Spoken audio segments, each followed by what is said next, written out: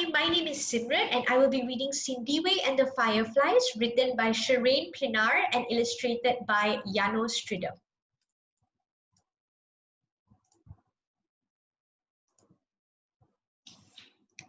One day, a very clever baby was born in Gungululu in the Eastern Cape. Her name was Sindiwe Magona. She was the oldest of 8 children. At night, her grandmother told magical stories about ogres and giants, animals of the forest, great beasts, and little creatures of the world. It was Sindiwe's favorite time. Sindiwe loved school and she dreamed about being a teacher. When Sindiwe became a teenager, her family organized a feast to celebrate.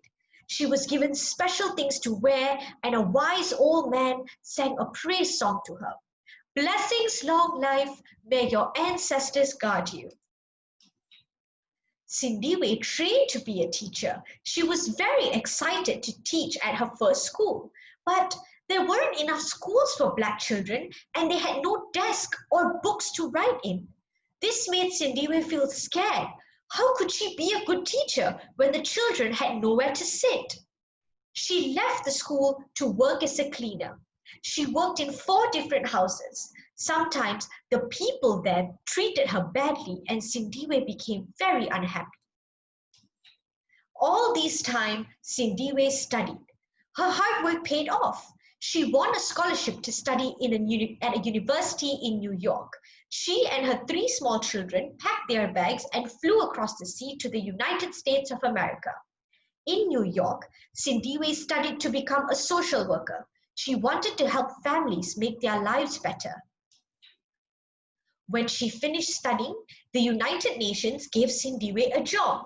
Most of the countries in the world meet at the United Nations to talk about their problems. Sindiwe told the world about South Africa and how hard it was for Black people living there. The people at the United Nations loved to listen to Sindiwe's stories. They wanted to learn more and more about South Africa. Perhaps together they could change things in South Africa. She worked at the United Nations for 20 years while her children grew into adults. But Sindiwe missed the country where she was born. She wanted to tell her stories to the people at home. So she packed her luggage, got on a plane, and flew back over the sea to Cape Town. Sindiwe's love for books and stories have helped her write piles and piles of books. And children and grown-ups love to read her stories. Many people call her Noma Bali because she's always writing, telling, and reading stories.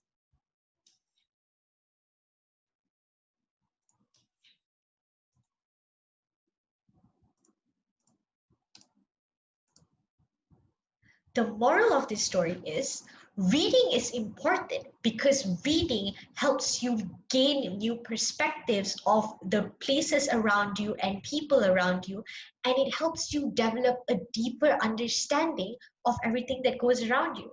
Let's together with this campaign empower women and children through literacy. Thank you.